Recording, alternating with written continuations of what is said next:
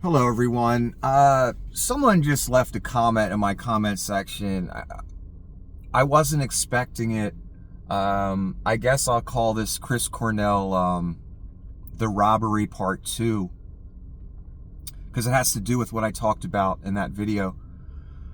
I guess this person went to one of the videos where I talked about Tom Hanks, and they said, their first comment is, and again, I wasn't planning on doing this. This person just said some things that I didn't remember or I hadn't heard before. So they said, and they are one of the children's godparents, one of Chris Cornell's children. What they are saying here is that Tom Hanks and his wife are one of Chris Cornell's children's godparents. I had forgotten that.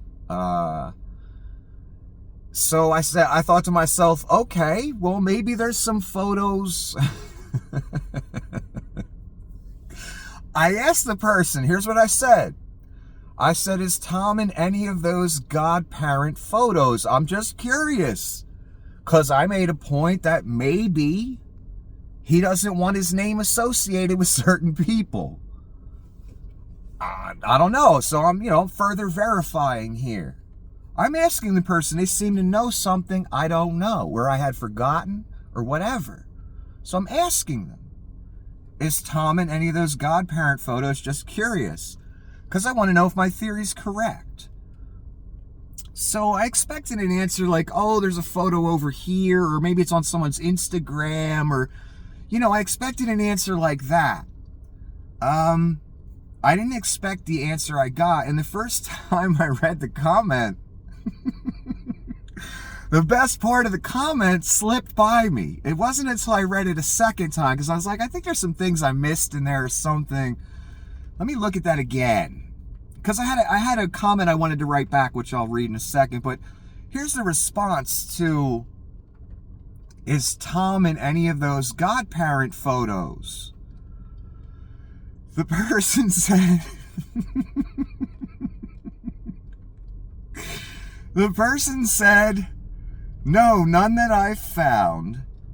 He and Rita did get a little speaking part at baby someone's graduation, at the child's graduation from that Swiss boarding school. It was via phone, but they played for the audience to hear. That part right there, it was via phone. I missed that part when I first read the response. There's more, hold on. There are also not any pregnancy pics of the widow. She likes to take pictures. I think she's talking about the widow's mother. Likes to take pictures and document everything that went on in that house. Yet none of those beautiful pregnancy portraits that women take, at least I haven't seen any. Just a thought. And I've asked her to produce some, and nothing. Okay. Well, I latched on to the pregnancy thing, and I responded, I missed that good part up at the top. I'll get back to that, though. I latched on to the pregnancy thing. It occurred to me, well, wasn't she pregnant at the wedding? There's a pregnancy picture, right?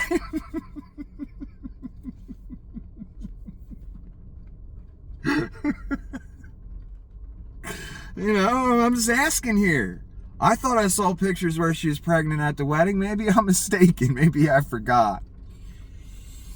But I understand what the person's talking about. The kind of pictures that a woman would take at home, I guess, to document her pregnancy, to remember it when she's older. You know what I mean? To remember what she went through, what it was like, what she looked like with the whole situation, to document her life. I think that's what she meant. But I remembered a photo right away of her pregnant. I could have swore she was pregnant at the wedding. So I'm asking that. And for some reason, I don't know why, but I went to the comment again. And that's when I discovered the good part. The part that proves my damn point. These things are just coming to me right now, people. I don't know what it is. It's just coming to me. It's like the universe wants me to have it. I don't know. I couldn't have asked her a better answer to prove my damn point about my theory, the theory I put forth, based on the fact that we can't find any pictures. We see things written in publicity pieces. Well, we can't find any damn pictures. We do have one video of the man obviously being forced to do an endorsement for a Chris Cornell single, and it was very cringe, and it was obvious he didn't want to do it, and I totally understand. I'm not judging the man. He was put on the spot, like I said before. That's all we can really find. And we can find headlines paid for by a publicist, or submitted by a publicist, paid for. And the only picture, the only person we get in any pictures, in all this publicity, the robbery, oh my God, the whole thing. She's vacationing with the Hankses. The only picture of another human being we can get within that story, within that publicity, is a picture of Georgie. How about that? No Tom, but we got Georgie for the 99th time. You know, the gay guy. Like so many of you try and convince me. And I ain't mad at you. I'm just saying, he's turning up in an awful lot of pictures for him to be homosexual. That's all I'm saying. That's all I'm saying. It's almost like he's part of the family now. Not the way in your thinking, a different way, but whatever. So I went back to the person's comment again, because I'm wondering about my theory here. I don't know. Something told me to do it. Something. And then that's when I saw the good part, and I laughed my motherfucking ass off, because I couldn't have got a better response to prove what I'm fucking saying, the theory I put forth, than what this person wrote. And I love them for it, whoever they are. I didn't even really look that closely at the name yet. My eyes ain't as good as they used to be. And I kind of read the comment. I even had to screenshot the initial comment, because the name didn't look right to me. I understand what they were trying to do though, in their comment with the name change. I get it. So that's when I saw the good part. The by phone, the phoning it in part. And I just laughed my ass off for about 2 minutes, and I just said to him, of course they phoned it in, because he don't want to be associated with those people. And he's A-list. He ain't showing up for that. What did I say in the other video? What I just said to you now. It appears he doesn't want to be associated. And it appears he gets forced to every now and then, in certain ways. But we don't see the pictures. We see the headlines, though. Or the things that are worked into a robbery story, for instance. So after I laughed for about 2 minutes, it just said, of course they phoned it. Of course they did, Nick. And I wasn't looking for this, people. YouTube jerk-offs that want to censor me. Millionaire mob families. My 5 viewers that I got left, because YouTube shut me down 3 times and defamed me utterly, intentionally, with malice, and cost me money. Even though I complained about trolling campaigns costing me money. They didn't care, though. They cared about ruining my name and credibility and my endeavor. That's all they cared about. And I can prove that. Anyway, let's continue. All 5 of you. I just caught the part of your... After I stopped crying and laughing at the same time. Because it was so amazing. How this shit just shows up when I'm not even looking for it. I just caught the part of your comment where you said it was by phone. That cracked me up. Of course it was by phone, because Tom ain't showing up for that. He A-list, baby. And he doesn't want to be associated. That's why we can't find any pictures. It's my theory. What else can you say? Because, I mean, you know, honestly, he was used once for a promotional purpose. His name, his reputation, that's why he had the look on his face on camera when he endorsed that single. He realized what was going on. He realizes what people try and do to him. And people like him. People that have that kind of fame, that kind of clout. They want you to do favors for them, right? Promote something for them. Just mention a product or something. We're cool, right, Tom? We're friends, right? He knows what that's like. I'm sure he's gotten it many times. And that look on his face on video, that's Tom sitting there thinking, yeah, I'm being used right now for my name, fame, clout, and reputation. And I'm not comfortable with that. That's what it looked like to me. Anyway, just a theory. Let me continue. He A-list, baby. That's why I asked if Tom was in any pics regarding the Godfather stuff. I didn't expect you to give the most perfect answer to prove my point that Tom doesn't want to be associated with those people. Thank you, thank you. I had never heard the phoning it in story until now. Or maybe I forgot it. Thank you. Your response was bloody perfect and wonderful. Again, just came to me. I didn't know this was going to happen. But it's just funny, you know. People call me a lot of things, accuse me of a lot of things, defamed me about a lot of things. And it's not funny. But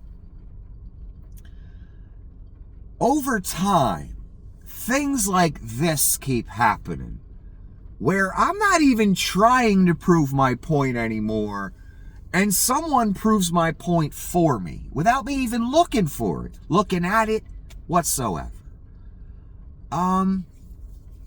It's amazing how that happens, isn't it? It's truly amazing. And this moment right here between me and this person, this wonderful person, it wasn't planned. It wasn't scripted. I'm not a publicist. I don't do that, son. I don't tell lies or make up scenarios for publicity. That's not what I do. That's what other people do. You know, just for example, no specific people or no specific story. Kind of like when a random person gets robbed. And somehow in the article, a picture of their new boyfriend and a story about the Hankses or some famous people get thrown in there. You know, stuff like that. I don't need to do stuff like that. This shit just happens. Again, I didn't plan any of this stuff, people. I did a video about Chris Cornell and Dr. Drew commenting on Cornell, his death. All of a sudden, overnight, the whole shit blows up. And I got all kind of people coming to me. Oh, you got the wrong story, girl. You need to listen to this. You need to read this. You need to hear this. You need to look into this more. You don't know what you're talking about. Okay. It's a guy I really respect, and a lot of people are saying some things.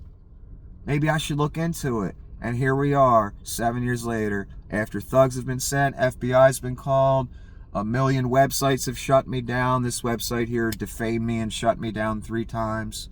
Doesn't even abide their own disciplinary policy. Anyway, despite all that, people, despite them not letting me broadcast, not letting me run my business on social media, on any website, got thrown off of almost all of them. Except for the ones where I don't talk about Chris Cornell on. My point was, when I started this, it wasn't to get famous. I didn't know it was going to blow up into something huge, and I'd have millionaires, mobsters, corporations, stalkers, crazy people treating me like I'm a star. Wait till the first time you get treated like a star is. How crazy that feeling is. And you understand the power you have over some people. And you have to be careful with that. I tried. My point is, again, I didn't ever want it to blow up like this, but it did. And companies, corporations, etc., and mob families and others decided to take a certain course of action as a result of me blowing up. They had to stop it. Everywhere. They have to still follow me around 7 years later. They have to. They saw what I had the potential to become. It scared the shit out of them. And the fact that I just got shut down on TikTok 7 years later, in under a month. The fact that I got shut down in Facebook in 2 weeks, the day I announced my account. The fact I try and post a video on YouTube and they take it down and I say, hey, go to Vimeo and see it. They call that spam. When I get spammed by their porn and whatever they want to throw in my face all fucking day. If I can't broadcast on your channel, I have to tell my people where else they can go to watch it, right? I have no choice. You've left me no choice. These are the type of tactics they had to use because they had to make sure the shutdowns weren't about the Cornell stuff. Problem is, they took Cornell vids down too. So they can't ever say it was never about that.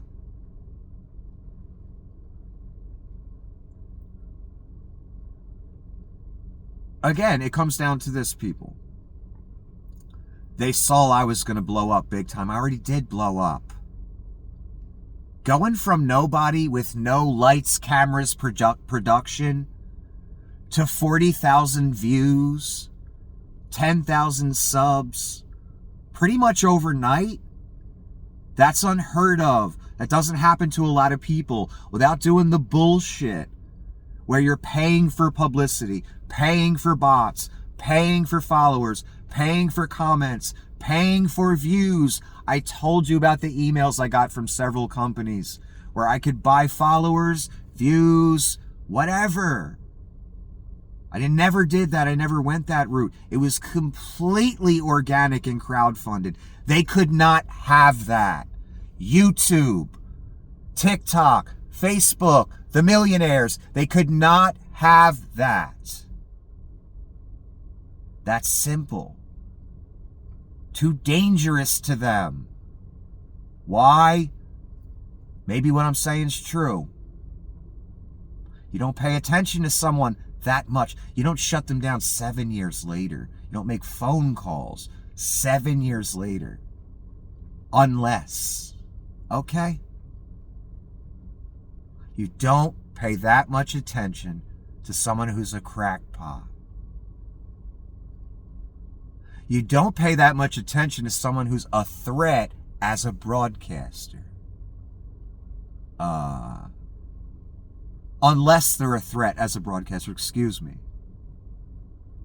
It doesn't warrant attention unless. It's that simple. Again, how many videos are there out there about the very stars I talk about that have incorporated all the Pizzagate stuff? They're still up. I'm not up. What does that tell you, people? All 5 of you. What does that tell you? Who the threat is. Who they take seriously. No one else has faced this kind of effort that talks about this except for the Ugly Widow, but the Ugly Widow still didn't get thugs sent after them. FBI, etc. They really needed to stop me. Really needed to. I can't stress how obvious that is at this point. Why did they need... Ask yourself the question. Why did they need to stop me so badly? There's only one answer that makes sense, right? There's only one answer that makes sense to me, and I've questioned thousands of times. Nick, are you doing the right thing? Are you wrong? Are you right? Are you on the right track here? Then I think about all the things that the millionaires did, the companies did. The crazy evil coming at me from here, there, everywhere. So many different parties needed to stop this. Why? There's only one answer that makes sense. You don't pay this much attention to a guy who gets 1,500 views on TikTok. You don't pay this much attention to a guy that gets 400 views after 2 shutdowns on his 3rd channel. And anyone that wants to try or cast me as illegitimate, I did an interview with a major celebrity, have you? Anyone that wants to paint me as a scammer, they never bring up any specific evidence of scamming, which is why I will sue them all. And they've already lost. If I get a fair judge that's not bought and paid for. And it's obvious what the agenda in these companies had. They didn't hide it. And I'll also have to subpoena any communications from company to company. YouTube to Facebook, Facebook to YouTube, TikTok to YouTube, YouTube to TikTok. All that shit. All that good stuff. And that's what I intend to do. Because I believe that's been going on as well. It's kind of obvious. And I just learned today, I apologize, Google and YouTube. I didn't know Google bought YouTube 06. It's not necessary information. Now I know. So I know Google is ultimately responsible for all of this. They own it. If it's a separate run entity, maybe I have to sue YouTube directly. I don't know. I'll figure it out. So that's the way I look at it now, that Google is ultimately responsible, since they did remove a Google account, and every day that first YouTube account and that Google account is not restored is another day that YouTube and Google are defaming me, even though they're the same. Google owns them. Both entities took action, whether they're one entity or two. So I hold Google ultimately responsible now. Since they allowed this and they joined in the party and said, oh, we're taking this whole Google account away, even though you've never specifically been accused of any scamming activity whatsoever by anyone.